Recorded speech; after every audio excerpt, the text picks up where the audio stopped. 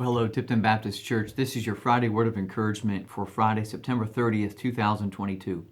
I come to you today with a word from the Hebrew writer having to do with discipleship or growing in holiness in Christ-likeness.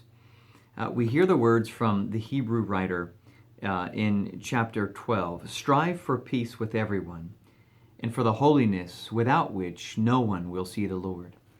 Strive for peace with everyone, and essentially strive for the holiness without which no one will see the Lord. Now, this striving is a striving that does not guarantee our holiness. God guarantees that. God's the worker of our holiness, not our working for Him. But nonetheless, we are to work toward, set in motion disciplines to help us in growing more Christ-like. But the work is truly done by God. Now, I encourage you with this statement because when you first would come across these verses, it may not be encouraging. Strive for peace with everyone. We don't want to be at peace with everyone. I don't think it's in our natural sinful nature. Typically, we tend to want to be in opposition to people because of pride. But ultimately, that kind of pride is due to an adherence to our own desires versus surrendering to what God's desires are. Essentially, it's wanting us to be the authority and not Him. So the words from the Hebrew writer have much to do with the authority of God and our surrendering to it.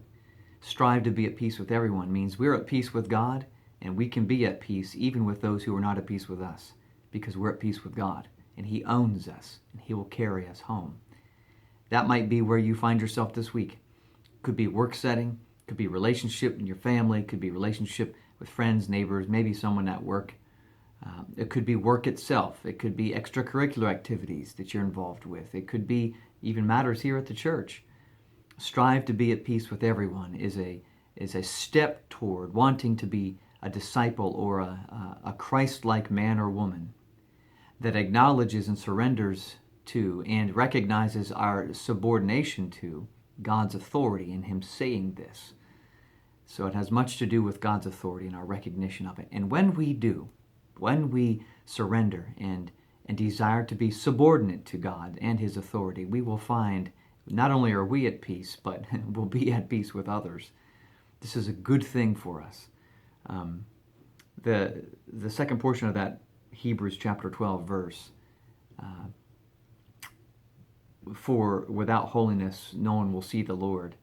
That's a pretty big warning. I want to encourage you to be one who is being more and more prepared and equipped to see the Lord by recognizing the authority of God in your life and surrendering to it, thereby being granted from Him a peace that passes or surpasses human understanding, and it will be a peace with God and a peace with people.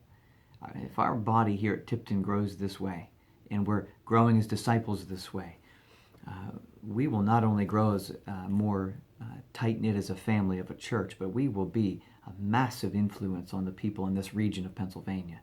I encourage you to do this with me. Ask God to help you surrender to His authority.